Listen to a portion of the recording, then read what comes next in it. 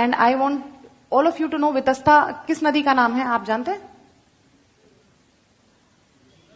Exactly Jhelum Welham कुछ नहीं है, वितस्ता है। वितस्ता कहा करिए।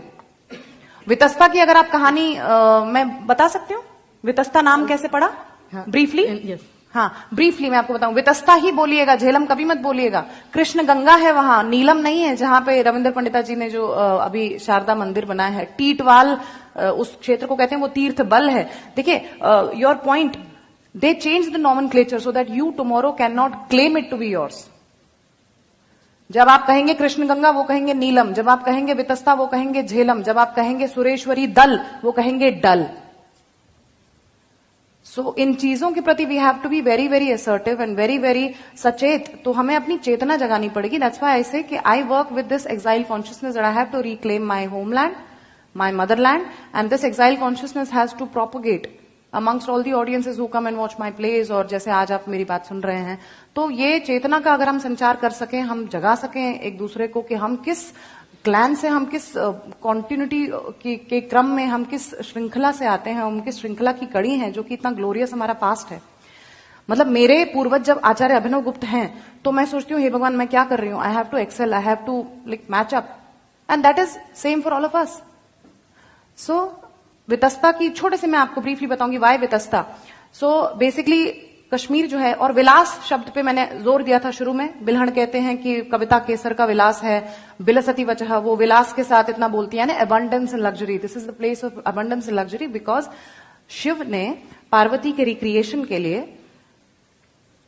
एक विहार बनाना चाहा और उसे सतीसर नाम दिया। इट्स अ ह्यूज झील जो उन्होंने बनाई ताकि सती का रिक्रिएशन हो, और उस झील में फिर पैदा होता है एक दैत्य जिसका नाम है जलोद्भव। जलोद्भव को ब्रह्मा जी से यह वरदान प्राप्त है कि उसे पानी में कोई छू नहीं सकता।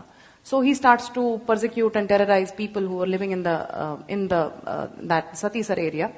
तो अब देखिए कश्मीर का विष्णु से कनेक्ट, कश्मीर का कृष्ण से कितना कनेक्शन है, मैं ये सब के लिए बहुत समय होना चाहिए हम ये बात बता पाए।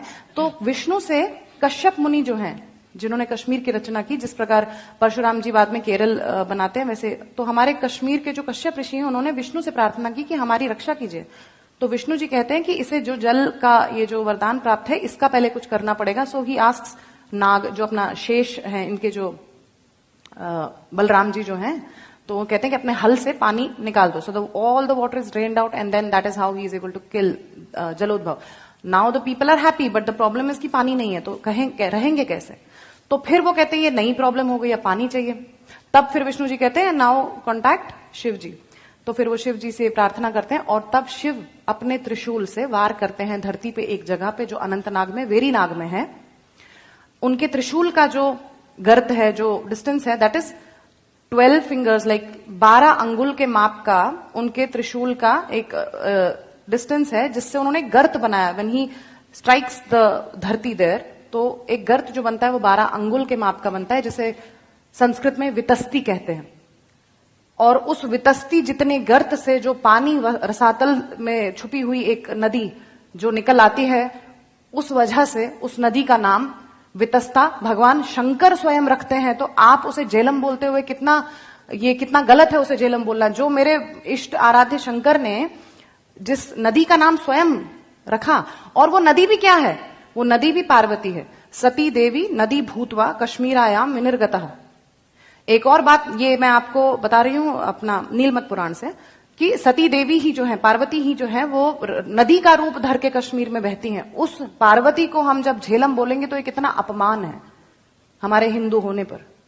दूसरी बात, जो एक और बात इसी नीलमत पुराण में है कि यैव देवी उमा सैव कश्मीरा, ये जो कश्मीरा भगवती, जो कश्मीरा मंडल है पूरा, जो सती देश है, ये स्वयं पार्वती का मैनिफेस्टेशन है। It is the physical manifestation of Devi Parvati.